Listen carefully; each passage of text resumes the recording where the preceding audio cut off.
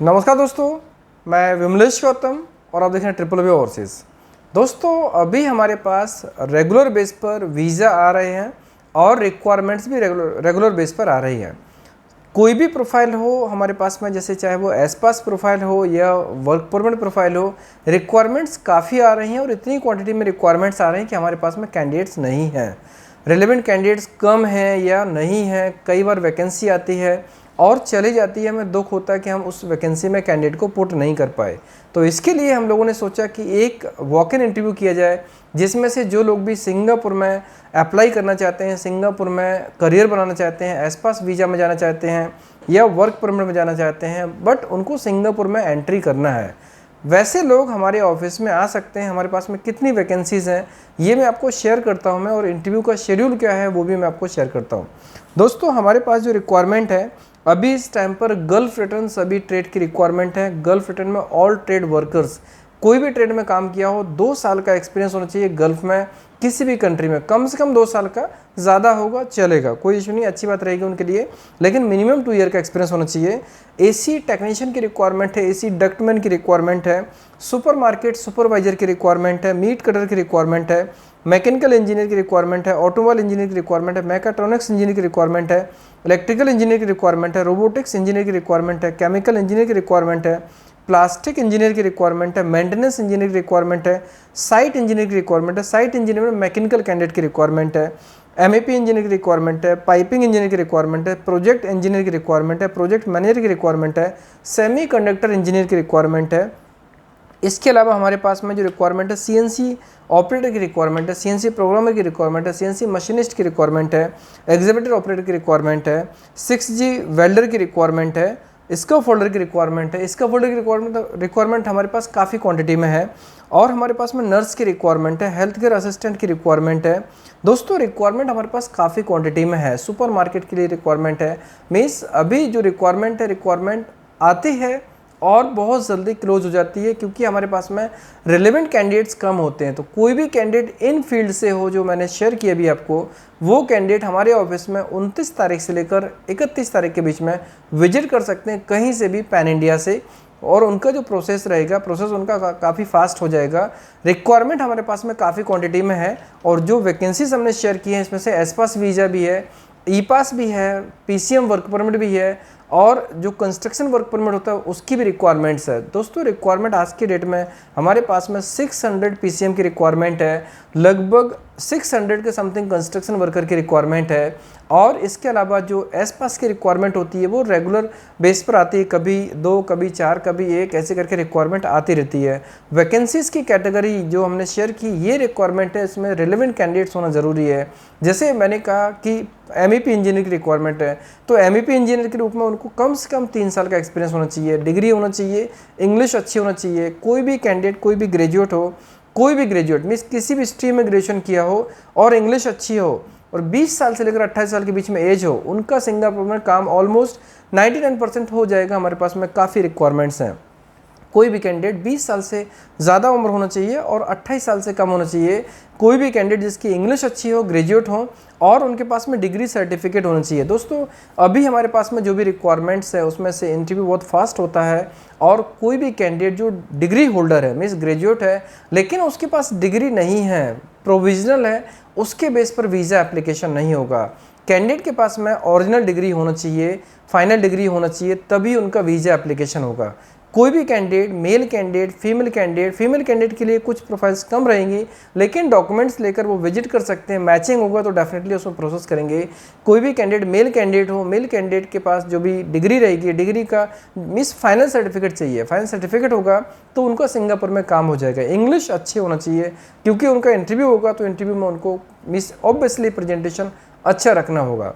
सो दोस्तों, रिक्वायरमेंट काफ़ी है सिंगापुर के लिए, और जो वॉक इन इंटरव्यू है वो स्पेशली सिंगापुर के लिए है, क्योंकि सिंगापुर में ही हमारे कई क्लाइंट की रिक्वायरमेंट अभी कंप्लीट नहीं हो पा रही हैं।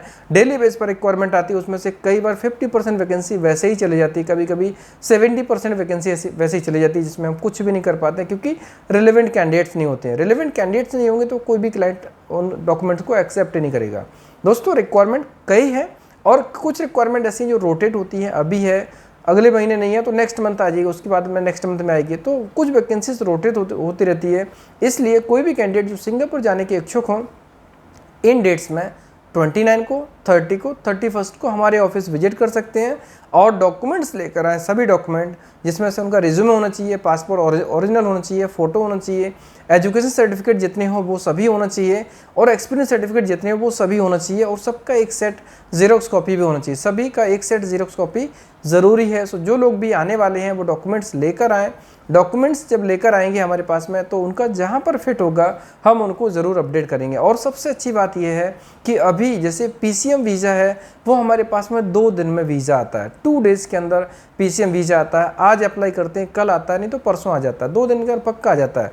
99% श्योर है कि सभी वीज़ा 2 दिन में ही आ रहे हैं। तो कोई भी कैंडिडेट जो अप्लाई करना चाहते हैं वो अप्लाई कर सकते हैं। एस पास की बात करेंगे तो एस पास में जो जनरली हमारा 4 महीने जैसा टाइम लगता है, 3 से 4 महीने, अभी वो टाइम अगर प्रोफाइल क्लाइंट ने शॉर्टलिस्ट किए तो वो टाइम 2 से ढाई महीने के अंदर हो रहा है। विद इन दिस पीरियड उनका वीज़ा आ जाएगा, उनके हाथ में होगा। सो दोस्तों काफ़ी अच्छी अपॉर्चुनिटी है। अभी कंपनी के पास कोटा है, अभी मई का महीना है, मई ख़त्म होने वाला है, जून आने वाला है, मीन्स अभी हमारे पास में इस साल का आधा साल ऑलमोस्ट चला गया, तो अभी हमारे पास लगभग आधा साल जैसा है। इस पीरियड में जो कोटा है, अगर कोटा आने वाले टाइम पर धीरे धीरे करके कोटा खत्म हो जाएगा, अक्टूबर नवंबर के बाद डेफिनेटली कई क्लाइंट के पास में ऐसा होगा कि उनके पास में साल का कोटा नहीं है।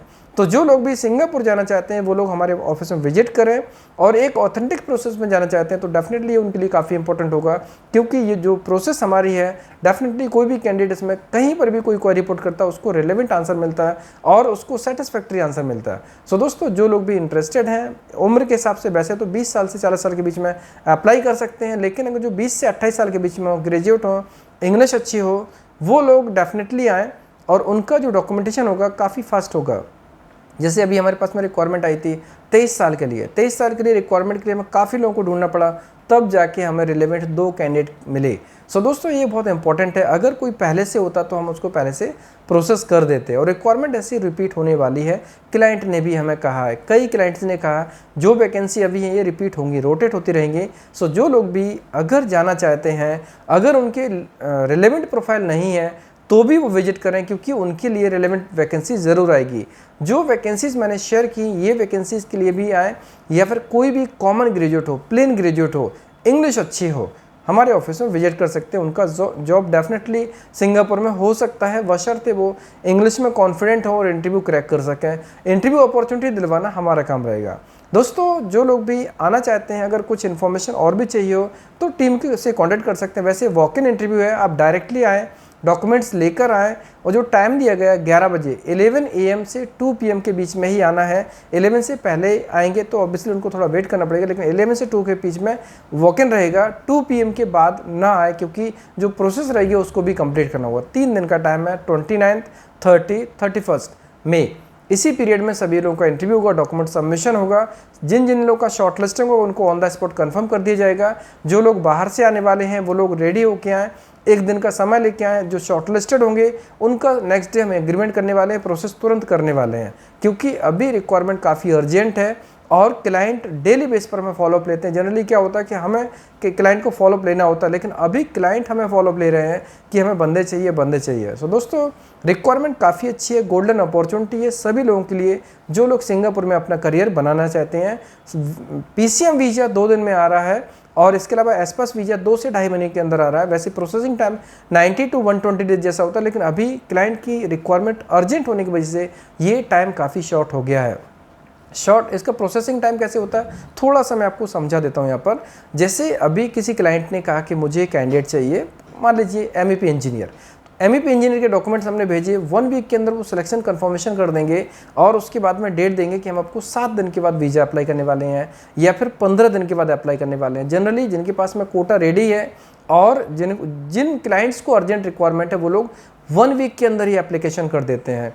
तो जैसे उन्होंने एप्लीकेशन किया उसके बाद में 21 डेज के अंदर अप्रूवल हो जाता है। तो अब ऐसे देख लीजिए, अगर 7 दिन में सिलेक्शन हुआ, 15 दिन बाद वीज़ा एप्लीकेशन हुआ, 21 डेज में उनका वीज़ा अप्रूवल हो गया, तो ये मान लीजिए कि लगभग 2 महीने भी पूरा नहीं हुआ। लेकिन अभी इंटरव्यू में, शॉर्टलिस्टिंग में, क्लाइंट की तरफ से शेड्यूल होना, इसमें अगर जो समय लगेगा उसके हिसाब से 2-2.5 महीने 3 महीने के अंदर उनका काम हो जाएगा। जबकि नॉर्मल टाइम में यही काम होता है वो 90 डेज से 120 डेज के अंदर में होता है, क्योंकि उसमें क्लाइंट शॉर्ट लिस्टिंग में समय लगाता है। अभी क्लाइंट के पास अर्जेंट रिक्वायरमेंट है, क्लाइंट खुद हमें फॉलोअप कर रहे हैं, तो जिन क्लाइंट्स की तरफ से हमें रिक्वायरमेंट अर्जेंट है, जो खुद फॉलोअप कर रहे हैं, उनका काम 2 महीने के अंदर अंदर में हो जाएगा एस्पास के लिए। और जो PCM वीज़ा है उसके लिए 1 वीक के अंदर उनका काम हो जाएगा, 1 वीक या 15 डेज के अंदर। दोस्तों ये जो रिक्वायरमेंट है वो कैसे लेके, अगर पसंद आई हो तो अपने दोस्तों को फॉरवर्ड कर सकते हैं, जिससे और भी लोगों को इसका लाभ मिल सकता है, वो भी इस अपॉर्चुनिटी का लाभ ले सकते हैं और वो भी हमारे ऑफिस में विजिट कर सकते हैं, अप्लाई कर सकते हैं अगर वो क्राइटेरिया में आते हैं। 20 साल से लेकर 40 साल के बीच में कोई भी कैंडिडेट हो इसमें अप्लाई कर सकते हैं। इंग्लिश अच्छी होना चाहिए, डिग्री उनके पास में होना चाहिए और सिंगापुर के लिए इंटरेस्ट होना चाहिए, लाइफ में कभी टीबी नहीं हुआ हो, मेडिकली फिट हो, फिजिकली फिट हो, वेट ओवर वेट नहीं होना चाहिए, बहुत थिन नहीं होना चाहिए। ये नॉर्मल क्राइटेरिया है। पासपोर्ट में 18 महीने की वैलिडिटी होना चाहिए। इन क्राइटेरिया को फुलफिल करने वाला कोई भी कैंडिडेट इसमें विजिट कर सकता है, अप्लाई कर सकते हैं। और सबसे इंपॉर्टेंट चीज़ है, अगर कोई गल्फ एक्सपीरियंस होगा तो उसका वेटेज भी मिलेगा उनको। उनके वेटेज में डेफिनेटली सैलरी वगैरह काफ़ी उनको बेनिफिट मिलता है अगर उनको गल्फ एक्सपीरियंस है। दोस्तों वीडियो कैसा लगा, पसंद आए तो लाइक कीजिए, कमेंट्स कीजिए, शेयर कीजिए। हमारे वीडियोस को लगातार देखने के लिए चैनल को सब्सक्राइब कीजिए, घंटी वाला ऑप्शन जरूर दबाएं, जिससे कि आपको आने वाले सारे वीडियोज़ के नोटिफिकेशन सबसे पहले मिलेंगे। धन्यवाद।